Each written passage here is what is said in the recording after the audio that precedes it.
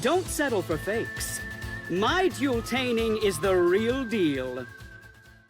I really want to talk about the new box, because of course this was like leaked. Pokemaster Land. I am going to talk about it. There's a lot of stuff in this box. My overall impression of it is I don't want to spend money on it or gems, but I'm going to have to because the stuff in this box is just too good. Like in terms of archetypes, 2 Altergeist Duels, because of course, it's not too bad. I guess you can get away with playing like 2 Prime Banshees, 2 Melusik, so Quidius. It's fine too. You know, but, and the rest, there's not actually many more Altergeist cards. Like they put like 3 Altergeist cards in the Altergeist box, which, sure. I gave a Toadmaster though. That gotta count for something. Oh, Dragvirion is there, reprinted. Amazing. The Altergeist card you don't want to see. What really upsets me is that Prime Banshee was robbed of its cover card status. That really doesn't bode well with me. So Altergeist, are they gonna be good? I don't know. We'll see. It's gonna be playable. I don't think it has a good scale for it yet. Maybe we'll be getting one over this event. But it's gonna be an interesting deck. I'm not saying it's gonna be bad. Not saying it's gonna be good. It's gonna be interesting. Life Twins. I saw a Redditor being like, Life Twins suck ass in Duel Links because we didn't get Frost and the other one. I don't think I agree with that. I think the deck has enough consistency to at least warrant some Troubled Sunny. Even without Troubled Sunny, the deck was like fringe playable in the TCG before Troubled Sunny came. It became really good once Troubled Sunny was released, but it was like playable beforehand. That plus, I think it's been confirmed that we're getting Evil Twins, Kissekales, and Lila as a limited one UR bundle. Gold the Blue, thank you for the follow. They have the potential to be decent. I'm not sure if that's like good enough to deal with whatever we have to deal with at the moment. It's not good because we don't have sprites. True. Magikey. I don't know shit about Magikey, but I see the UR field spell that is a search spell, and I'm like, I'm not fucking bothering with the deck. Cockwyvern. Really good cards. I don't know why they limited 3 Neos Cludger. I don't understand what the point of this card is. It's not... Maybe it becomes too powerful with the new skill. I forgot what it says. I'm not rereading it again. Cool stuff for S-Force. You know, that's Microcoder, and that's a pretty good card. That's a pretty decent card. We finally got Radiant and Nightmare Cerberus. Finally get Mind Control. It's like, this box has the most unreleased limited 3 cards of all time. Paleozoic and Omalocaris. Oh yeah, Dinomiscus. Dinomiscus is absolutely insane. It's like a Karma card that can also hit back row and then float into a body. It's even better than Karma card because you discard not as cost but as part of the effect. So it's just really, really strong. A really strong card. And it's not limited 3 for some reason. It's like, I guess in theory you have to pitch a card for this to be good, but it's just really good. It's just that good.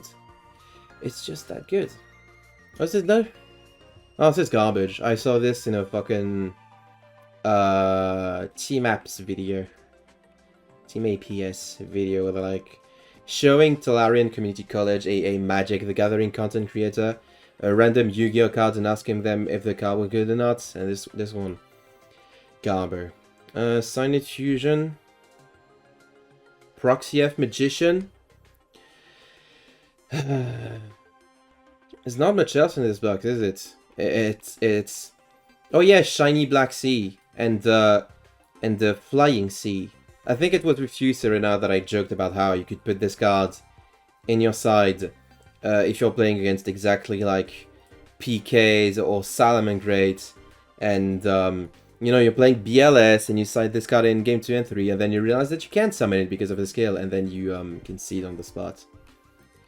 Let's Cock Dragon do a lot of text. Mails you for the link ratings of the link monsters used for this card's fusion summon, and then it becomes really big, but prevents your other monsters from attacking. It has a continuous effect, making it so your opponent has to attack it and target it with card effects if you control Link Monster, and if it is sent to the graveyard by your opponent's card effect, you can add 1 spell. This card is basically an FTK enabler. I don't know if this is true for Duel Links though. But yeah, maybe I'll bother to read the magikey stuff once in my life. Not today either, not today. Effect Vela is like definitely the highlight of this box. I don't know, the game, okay. I don't think the card is going to break the meta. I don't think this is like an instant 3-off in every deck forever. I do think that this card is going to see a ton of tournament play. I don't know if this is also applicable for ladder, because you'd have to have a really good trade for Effect Vela to be worth it. You'd have to be playing against a deck whose entire game plan depends on one monster for Effect Vela to, like, win you that game. Say you're playing against Cyber Dragons, like some poor soul playing Cyber Dragons in 2023. They normal summon Cyber Dragon Core. You Vela it, you probably just win the game on the spot. Right? Now say you're playing against BLS.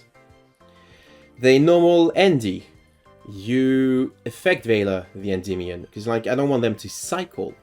I don't want them doing stuff that I can't control.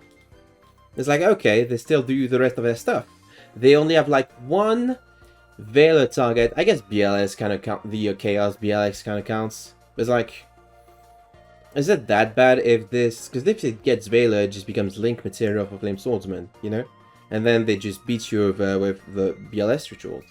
That many decks that actually auto-lose to Vela. Like, it's a strong card, but maybe not in the current metagame, right? Like, if we take a look at the updated tier list. BLS doesn't mostly care about... Mostly doesn't care, rather, about Effect Vela, in my opinion. Sure, you don't get to cycle with Endymion, but like, is it that bad? I don't know. Infinitrack. I don't know, what happened to Twitch Profile? Like, this is the most tame he's ever been in his life. Infinitrack. Does Infinitrack lose to Vela? Probably, actually. Infinitrack on Vela on Dozer or Harvester. Probably Dozer, because that's the one of that they play. This is going to suck for the deck. Rockets also probably suffer, maybe not auto-lose, but they suffer against Vela on exactly Rocket Tracer, which is a card I can expect to see every duel. Like, against these two decks, Vela is really good. Against Infinitrack and Rockets, I'd argue Vela is really, really good. Tier 3, what's your fucking Vela targets against DDD? What's your Vela targets against DDD? Kepler? Giant Coach McGurk? I guess Giant Coach McGurk is like really worth it, because you basically made your opponent waste their turn on a 2800 vanilla, basically. But like, that's the one thing, you know? Gandora, I mean, Galaxy loses to Vela. Archetypes doesn't really have a one card that loses to Vela. Like, sure, you Joker, I was like, wow. Okay, you stopped me from getting... I have seven other ways to search my scales anyway. Same with Salad. Like, Salad gets Veiled on Gazelle, and they're sad, or if they have the Book of Moon and they can flip it down immediately. Which is kind of a waste, but you gotta do what you gotta do. Or you try and Vela the Sunlight Wolf, and maybe they're smart and they kept the circle to negate Veiler, because I'm pretty sure Circle works this way, right? Unaffected by monster effect except its own. Yeah, it works this way. Cool. Orseso! Veiler on Polari is kind of crippling. What's the Veiler target for Tenyi? There's no real Veiler target for Tenyi, right? Shaman? But it's so easy to make a line that doesn't make Shaman, so you don't get punished by exactly Veiler. So, and then there's a couple of like other decks, probably. Please load faster. There we go. Like if we take a look, I'm just gonna look at Tony decks because ladder isn't real. Medolce, like Moduline on Medolce. Okay, that kind of blows. Speed Droids. Is Speed Droids even a real deck? No, it's not. We don't need to care about Speed Droids. Toons! You don't get to interact with Toons because of Toon Kingdom. But if you did, it'd be on Toon Dark Magician exactly and nothing else. Phantom Knights. You don't really get to interact with Phantom Knights either, do you? They just do their big guy turn on and it's over. Destiny Hero. Like, what the fuck are you gonna Veiler against Destiny Hero? What the fuck are you gonna Veiler against Destiny Hero? You know? The Drill Dark? Maybe. And still get to pop off though. It's definitely gonna have an impact on the metagame. Trickstars, yeah, definitely you're gonna Veiler the Candina every time, but they're gonna have the Lycoris. Probably it's Sunrise. Good Destiny Hero list, don't play Sunrise. If you play Sunrise in Destiny Hero, you're an idiot. And a fool. Like, look at this. No Sunrise. Just good old Utopia stuff. Veiler Scrap Recycler. Yeah, Orcus gets fucked by Veiler. There's no denying that. Candina?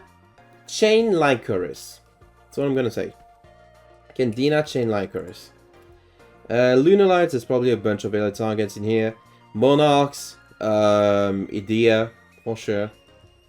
You Veiler the Idea, it's basically the end of the game. Unless they 1-for-1 it, but they can't 1-for-1 it because they're playing Thumpwolf. Utopia mostly doesn't care about Veiler, does it? Unless you really want to go for cute sister stuff, which might not be ideal, I don't know. But yeah, there's definitely going to be a shift in the metagame because of Veiler exactly. But it's not going to be like the be-all, end-all of the game. I don't think it's going to have quite the same impact as cards like Book of Moon once did, you know?